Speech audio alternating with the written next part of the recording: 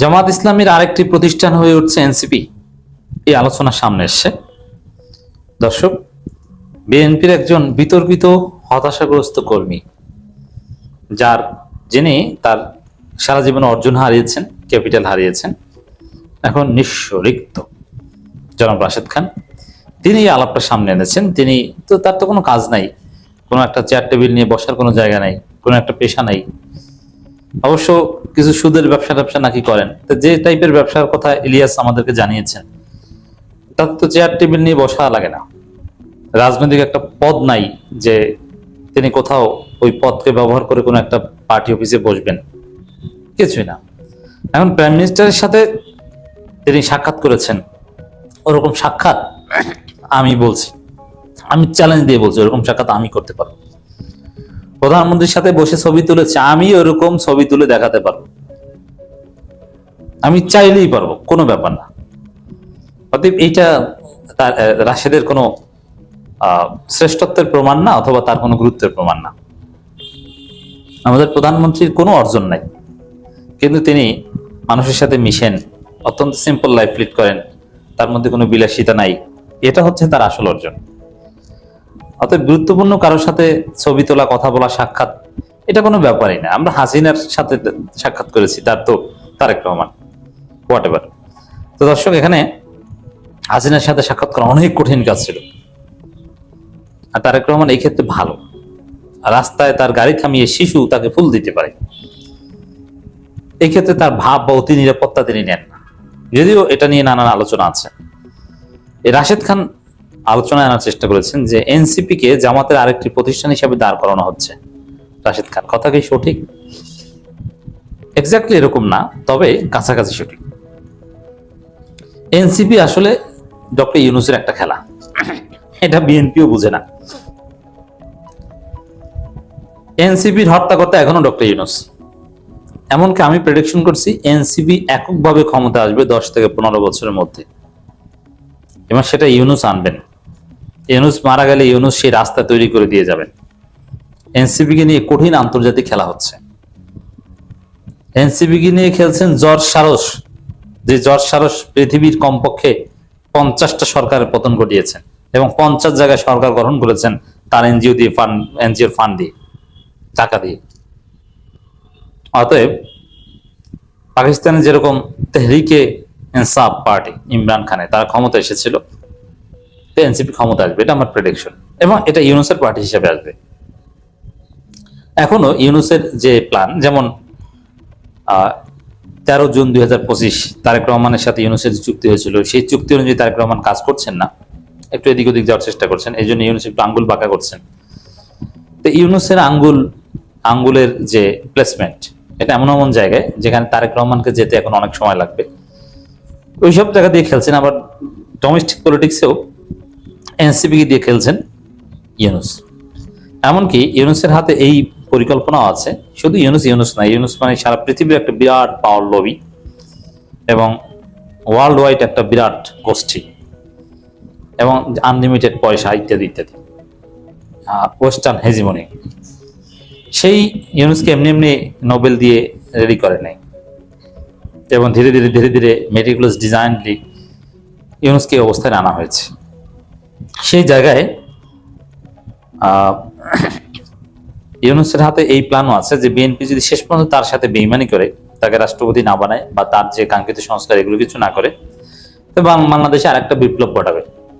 এবং ওই বিপ্লবটা ঘটাবে, বিপ্লব চাইলে যে ঘটানো যায় তা না, জনগণের আকাঙ্ক্ষার সাথে কিছু মেকানিজম মিললেই বিপ্লব ঘটে যায়, আবার কোনো মেকানিজম ছাড়া অনেক ক্ষেত্রে বিপ্লব ঘটে। তবে একটা কৃত্রিম বিপ্লব ঘটানোর একটা চেষ্টা আছে, এবং সেখানে এনসিপি কেই সামনে রাখবেন। অতএব এনসিপি হচ্ছে ইউনূসের খেলার টুল, এটা জামাতের কোনো আলাদা প্রতিষ্ঠান নয়। তবে জামাতের বাইরে আপাতত এনসিপির কোনো রাজনীতি নেই। দেখেন, যেমন জামাতের সাথে জোট না করলে এনসিপি কোনো সিট পেত না, বিএনপি সর্বোচ্চ একটা সিট, সর্বোচ্চ 2টা সিট ধরিয়ে দিত। অতএব এখানে 6টা সিট পেয়েছে, তারপরে আবার একটা গিফট করেছে, মোট 8টা হয়েছে তাদের নিজেদের একটা, পুরোটাই এই যে 8টা সিট এটা জামাত দিয়েছে। এটা তো একটা নতুন রাজনৈতিক দলের জন্য বিরাট কিছু।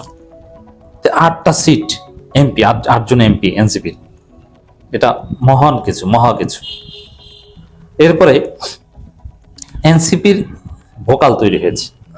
এনসিপিতে যেমন 8 জন এমপি, এরা 8টা ফেসবুক আইডি, 8টা মিডিয়া। এইসব মেইনস্ট্রিম মিডিয়া টিডিয়ার চাইতে এই সোশ্যাল মিডিয়ার তাৎপর্য এখন বেশি। 8 জন এমপি মানে 8টা টেলিভিশন চ্যানেল বা 8টা পত্রিকা। আর হাসনাত আব্দুল্লাহ বা এরকম নাহিদ ইসলাম, এরা তো মিডিয়ার প্রচলিত মিডিয়ার চাইতে বড় কিছু। এদের ফেসবুকের যে প্রভাব, বড় বড় প্রতিষ্ঠিত মিডিয়ার চাইতে তার প্রভাব বেশি। এবং এমপি না, এর বাইরেও সার্জিস আলম, আরো অনেকে আছেন যে ব্যক্তি এক একটা মিডিয়া, সরোয়ার তুষার, এবং তারা অনেক টকশোবিদ তৈরি হয়েছে। সার্জিস ভালো টকশো করেন, সরোয়ার তুষার সবথেকে ভালো টকশো করেন, তাহসিন রিয়াজ, এরকম অনেকে আছেন যারা অসাধারণ পারফরমেন্স করেন। তো সেই জায়গায় এনসিপি এই শক্তিটা অর্জন করেছে, 8 জন এমপি, 10 জন টকশোবিদ এবং 8টা বা 10টা মিডিয়া। মিডিয়া বলতে সোশ্যাল মিডিয়া, এটাই মিডিয়া, ওটা ওইসব মিডিয়ার চাইতে বড় কিছু। এই সোশ্যাল মিডিয়ার দোষণে বড় বড় মিডিয়া কাঁপে। তো এখন কিন্তু তাদের মাঠের কোনো শক্তি বাস্তবে নাই। নাসিরউদ্দিন পাটোয়ারি আছে, বাট জোরালো বিক্ষিপ্ত বা এরকম সেলফি তোলা বা তরুণদের একটা আগ্রহ আছে, বাট প্রতিকূল পরিবেশে টিকে থাকার মতো কোনো শক্তি এখন পর্যন্ত এনসিপির নেই। বাস্তবিক পক্ষে কোনো ঢাকার বাইরে কোনো আন্দোলন করার কোনো সক্ষমতা এনসিপির তৈরি হয়নি। ঢাকার বাইরে কোনো একটা শহরে এনসিপি আলাদাভাবে কিছুই করতে পারবে না। এই জন্য এনসিপির যে কোনো কিছু এখন জামাতের উপর নির্ভর করে। তারা জামাত বলে আছে, জামাতের কথার বাইরে তারা যেতে পারবে না, একটু চালাকি করবে। এমনকি এনসিপির যারা এখন মূল লিডারশিপ, জামাতের প্রতি তারা যথেষ্ট সিম্প্যাথেটিক, তারা এখনো জামাতের আদর্শ ধারণ করে, জামাতকে ভালোবাসে। কিন্তু যতই জামাতকে ভালোবাসুক, ক্ষমতা প্রশ্নটা এমন, যেমন এনসিপির 90% নেতা জামাতের শিবির আদর্শ মনে মনে ধারণ করেন, কিন্তু রাজনৈতিকভাবে না। এবং তারা চান যে জামাত ভালো করুক। শিবিরের প্রতি সাবেক শিবিরদের যে কি দরদ, এটা অলওয়েজ থাকে। কিন্তু যখন তিনি দেখবেন যে না, আমি এখন জামাতের গলায় ছুরি ধরলে আমি এমপি হতে পারবো, তখন ঠিকই ছুরি দেবেন। কারণ এই যে জামাতের প্রতি ভালোবাসা, আবেগ, এটা নিজে এমপি হওয়ার ধান্দায় যখন পড়েন, তখন এগুলো আর থাকবে না। এই জন্য এক্স্যাক্টলি জামাতের দোকান বা জামাতের আলাদা একটা প্রতিষ্ঠান হয়ে উঠছে, রাশেদ খান যে আলোচনা করার চেষ্টা করছে, এটা না। এটা মূলত ইউনূসের বৃহত্তর খেলা। আবার জামাতের প্রতি তারা অনেকটা ধরা, দুর্বল, এবং জামাতের প্রতি তাদের সিম্পেথি আছে, এটাও ঠিক। কিন্তু এটা ফর দি টাইম। এজন্য জামাতেরও তাদের একদম দীর্ঘমেয়াদী বা ওইরকম বন্ধ মনে করার কোনো কারণে, কারণ ঢাকা বিশ্ববিদ্যালয় শিবিরের সাবেক সভাপতি, তার ইমান আখলাক সবকিছু ভালো, জামাত ইসলামী আন্দোলন একামতি দিন তিনি এখনো ধারণ করেন।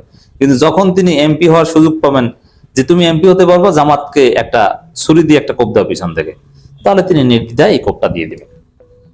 তো জামাত এনসিপির খেলা এই জায়গায় আসলে খেলছে ইউনূস। তবে জামাতের উপর অনেকটা নির্ভরশীল। এই নির্ভরশীলতাটা কাটিয়ে জামাতের গলায় ছুরি ধরতে এনসিপি সময় লাগবে না।